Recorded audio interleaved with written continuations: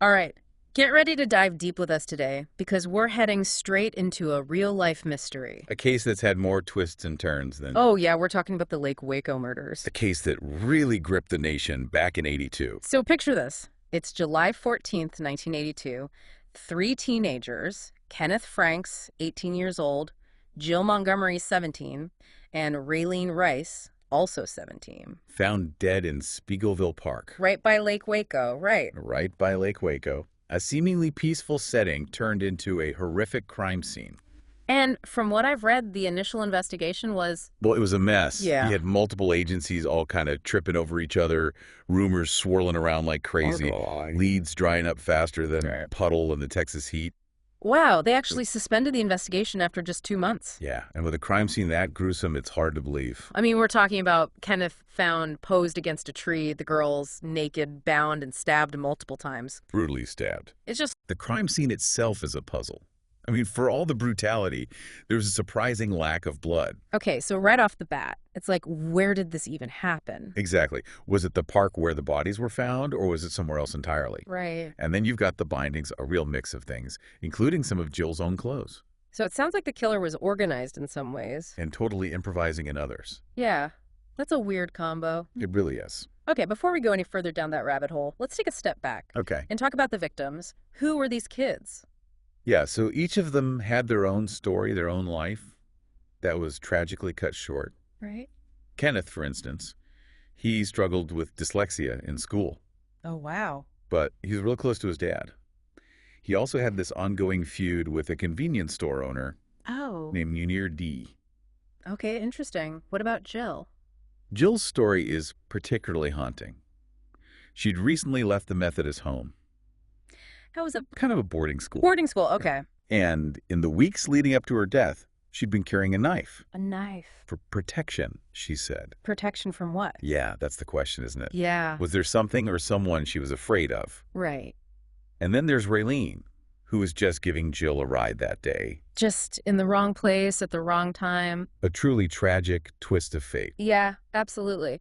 Okay, so we have Kenneth, who had some connection to this Munir guy, Jill, who was clearly afraid of something. Right. And Railene caught in the middle of it all. Right in the wrong place at the wrong time. It makes you wonder if their personal lives played a role in what happened. Absolutely. Understanding their backgrounds could be crucial to unraveling the motive. Now, what about the autopsies? What did those reveal? Right, so the autopsies were conducted by Dr. Mary Gillen, Okay. and they did shed some light on things. Like what? Well, the way the wounds were inflicted suggested the killer was left-handed. Interesting. And while there were signs of sexual assault on both girls, Oh, God. there was no semen present. Really? Jill, in particular, had defensive wounds and what Dr. Gillen described as torture wounds. Torture wound. And there was some unexplained bruising on her body as well. Okay, this is getting really intense. It is. And this is where another key player enters the picture. Okay.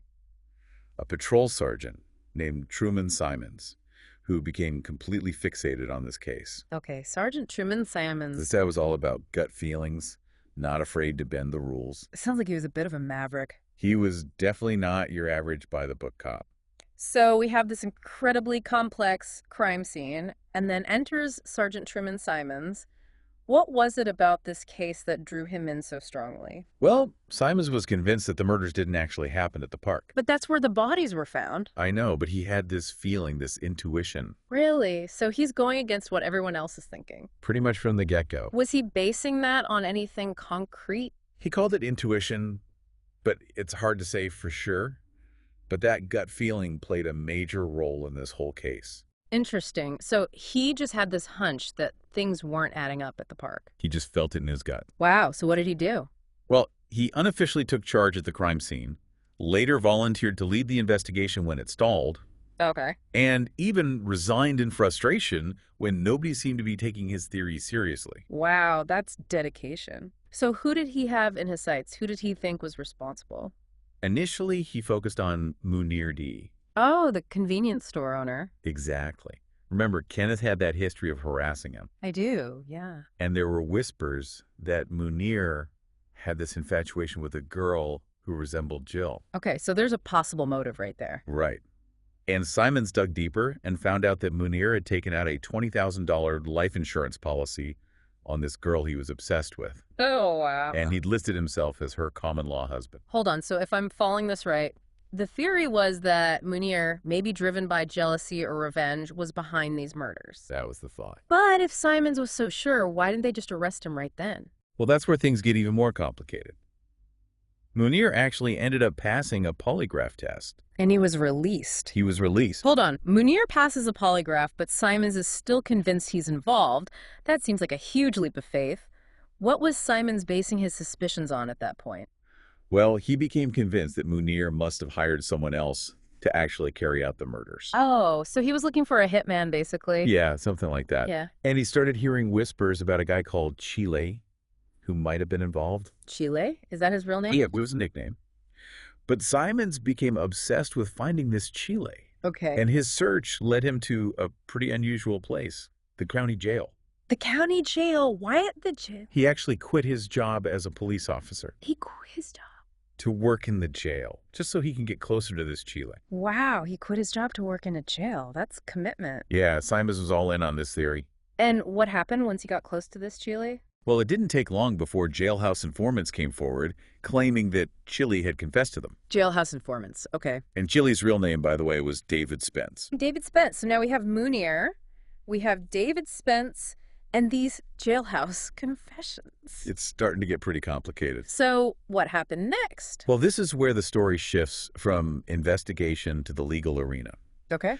The new district attorney, a guy named Vic Fiesel, saw this case as his chance to really make a name for himself. Of course. He put together a task force, brought Simons back into the fold, and they were determined to get convictions. So they're going after David Spence. What about Munir? Didn't he pass a polygraph? They hadn't forgotten about Munir, but they needed more to tie him directly to the murders. Right. It's one thing to have a theory. But they needed hard evidence. Exactly. Okay, so we've got multiple suspects, jailhouse confessions, this whole theory about Munir being the mastermind. It's already incredibly complicated. It really is. So where did they go from there? They needed a break, something concrete. Right. And it came in the form of a tiny detail from the autopsy report. Those unexplained bruises on Jill's body. Okay, what about them? An assistant DA, Ned Butler, he noticed that they looked like bite marks. Bite marks. Bite marks. Wow, so bite marks. Back then, that must have felt like a slam dunk, right? Oh, yeah. Back then, forensic odontology, that's the study of bite marks, it was considered cutting-edge science. Right. So they brought in a specialist. Right. And lo and behold, the bite marks matched David Spence's teeth. Wow. Okay, so they finally had their man. Or at least one of them. Right. But what about Munir, and what about these other guys that were named? Well, with the bite marks and Gilbert's confession, the prosecution felt like they had enough to go after all three of them. Gilbert. David Spence's friend. David Spence's friend, right. Okay. And then another piece of evidence surfaced. A bracelet, possibly belonging to Jill, was found at KY Park. KY Park, but didn't they search that area already? They did, but this bracelet was found tucked under some leaves 2 years later. Okay, hold on. That seems a little too convenient, like maybe someone planted it there. That's what some people started to suggest. I can see why. This finding lined up with a confession from Tony Melendez, Gilbert's younger brother, who also implicated the others. Wait, so now we have two Melendez brothers involved. Yeah, this case just keeps getting more and more tangled. So despite all these twists and turns, it seems like they finally had their answers. It seemed that way. David Spence and Munir Dee were both convicted and sentenced to death. Wow, sentenced to death based largely on bite mark evidence and jailhouse informant testimony. It makes you think about all those true crime documentaries we see, Right. how many cases hinge on these potentially unreliable testimonies. It's a chilling thought. It is. And you mentioned earlier that there were doubts about their guilt. Oh, yeah. What didn't sit right with people. We'll have to dive into all of that in part 2 of this deep dive. What's so fascinating about this case is that even with those convictions, the story doesn't end there. Right, because we left off with both David Spence and Munir Dee on death row. On death row, But you said there were doubts about their guilt. there were. So what was it that didn't sit right with people? Well, a lot of their case hinged on those jailhouse informant testimonies. Right. And as we know, those can be... Oh, they're notoriously unreliable, right? Exactly. Because these informants often have their own agendas. Absolutely. Maybe hoping for a reduced sentence or better treatment. Exactly. So it becomes a question of who do you believe? Yeah, it's like a high-stakes game of he said, she said. with incredibly high stakes. You're talking about the death penalty. And then there's that whole thing with the bracelet. Yeah, the bracelet. Finding a bracelet that might have belonged to Jill hidden under some leaves after 2 years. 2 years. Just seemed... A little too convenient. Yeah, like almost too good to be true. Almost as if someone wanted it to be found there. Right. And let's not forget about Tony Melendez. Gilbert's brother. Right. His confession conveniently got him a lighter sentence. It makes you wonder. It really does. So are we saying the whole case was built on shaky confessions and questionable evidence? It was starting to look that way, and as the years passed, Yeah. new evidence emerged that poked even more holes in the official story. Like what? Well, one of the jailhouse informants, Kevin Michael, Okay. he eventually recanted his testimony. He recanted. So he was saying... He claimed that Simons had coerced him. Coerced him. Wow, that's a serious accusation. It is. It really raises questions about Simons' methods. Was he so determined to crack the case that he... That he might have crossed a line. Possibly. And remember, this was the 1980s. Forensic science wasn't as advanced as it is today. Right. Techniques they relied on back then, like bite mark analysis, Or mark analysis. come under intense scrutiny. Okay, so you're saying the bite mark evidence, which seemed so strong at the time, might not be as reliable as they thought. Exactly. There have been numerous cases where bite mark analysis led to convictions that were later overturned by DNA evidence. It's mind-blowing to think that something presented as hard evidence Could be so subjective. Yeah, it really makes you question everything. It highlights how important it is to constantly reevaluate these forensic techniques. Absolutely. People's lives are at stake. Absolutely. Okay, so we've got doubts about the confessions, questions about the bracelet, and concerns about the bite mark analysis. What are some of the alternative theories that have come up? Well, one theory is that these murders were the work of a serial killer operating in the area. Oh, wow. There were several unsolved murders in Texas during that time period, with similarities to the Lake Waco case. So maybe these teenagers were just tragically in the wrong place at the wrong time? It's definitely a possibility. Well, what other theories are there? Another theory revolves around drugs. Okay, drugs. Remember those rumors about Kenneth being involved in drugs? Right, despite that toxicology report. Some believe the murders were the result of a drug deal gone bad. So maybe that drug angle wasn't a dead end after all. Maybe not. And then there's the theory of a crime of passion. Okay, a crime of passion. Some believe it was a personal, impulsive act by someone who knew the victims. And the fact that Jill was carrying a knife? Suggests she might have known someone who posed a threat. Right. It's hard to say for sure. This case just gets more and more complex the deeper we go. It's like trying to solve a puzzle with half the pieces missing. It really is. But we've also seen amazing breakthroughs in cold cases thanks to advances in DNA technology. Absolutely. DNA testing has been a game changer. So, did any of those breakthroughs happen in this case? What was the outcome for David and Munir?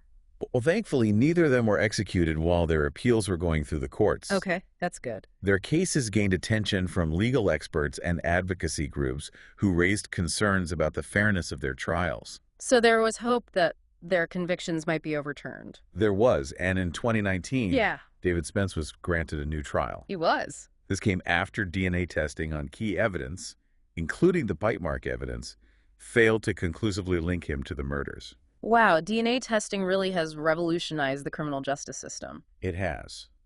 And in David's case, the lack of his DNA on those bite marks really weakened the prosecution's case. What about Munir? Did DNA testing have any impact on his case? Unfortunately, DNA testing didn't directly apply to Munir's case. Because there was no physical evidence connecting him to the crime scene. Exactly. So what happened to him? Was he stuck with his conviction? Not quite. While the DNA evidence didn't directly exonerate him, the doubts raised by David's new trial, along with those ongoing concerns about the confessions and informant testimony, cast a long shadow over his conviction as well.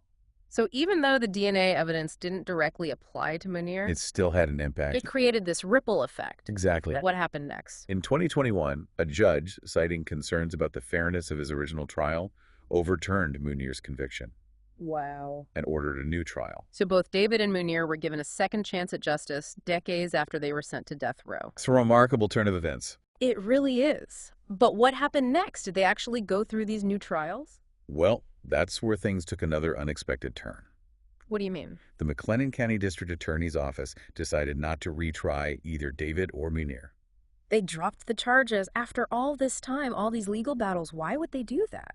They cited the difficulties of prosecuting a case that was over 40 years old. Witnesses were deceased or unavailable.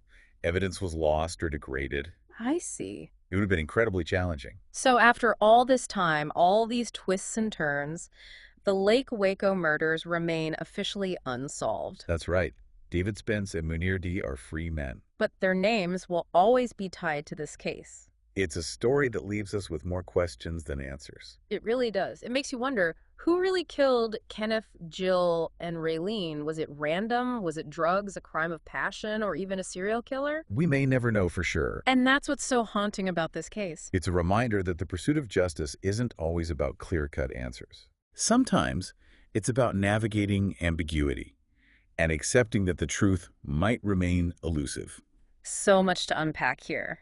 Over these last two parts, It's been a whirlwind, hasn't it? yeah, we've really gone through a maze of evidence, testimonies, twists, turns. It's exhausting but fascinating. A real head-scratcher. And we're left with David Spence and Munir Dee. Free men, but... But their names are forever tied to this whole thing. Exactly. And the big question The biggest question of all, still hangs in the air. who killed Kenneth, Jill, and Railene? It's officially unsolved. Unsolved. So where does that leave us? What are we supposed to make of all of this? For me, it really highlights that justice isn't always about finding those clear-cut answers. Oh, I know. It's not always black and white. It's messy. Sometimes it's about acknowledging that we may never know the full truth. It's like we've been working on this giant puzzle, but Missing pieces. yeah, some pieces are just gone. And we may never find them. And that's frustrating. Incredibly frustrating. But it's a reality we have to face, especially with cases like this one. Especially with cold cases. It's also made me think about all the tools we use in these investigations. The jailhouse informants, the bite mark evidence, the confessions. It's those things. They've all come under scrutiny, haven't they? They have, and rightfully so. Rightfully so. It's like, when we started this deep dive, I thought it would be all about who committed the crime. Sure. But we've ended up spending so much time talking about the process. The process of seeking justice. And the flaws that are sometimes baked right in. Because if the system itself is flawed, Yeah. then the outcomes are questionable. Exactly. So thinking about the Lake Waco murders through that lens, What do we learn? what lessons can we take away? I think for me, it really underscores how important ongoing scrutiny and reform are within the criminal justice system. Constant questioning, pushing for improvement, Absolutely. demanding accountability. From everyone involved. It also makes you think about all the people who advocate for those who've been wrongly convicted. Oh, they're the unsung heroes. They are. They keep these cases alive. They refuse to let them fade away They give hope. because they believe that even if justice is delayed, it can still be served. I really hope this deep dive has given our listeners more than just the details of this one case. Me too. I hope it's made them think critically about the whole system. About the complexities, the gray areas, That the search for truth is a process, not a destination. a long and winding road sometimes. And who knows, maybe someone out there listening right now has a piece of information that could help. It happens. Cold cases have been cracked on the smallest details years later. So if you're out there and you know something, anything at all, No matter how small it seems, please reach out to the authorities. your tip could be the missing piece. The key to unlocking the truth. Of course, we've only scratched the surface here. We always do. There's so much more to explore about this case. Court documents, archives, interviews. It's all out there if you're interested. And remember, the pursuit of justice. It's not just about this one case. It's about all of us. It's about making sure our system is fair and just. For everyone. And with that, I think it's time to wrap up this deep dive into the Lake Waco murders. It's been a journey. It really has. Thank you all for joining us. Keep those minds curious and keep diving deep.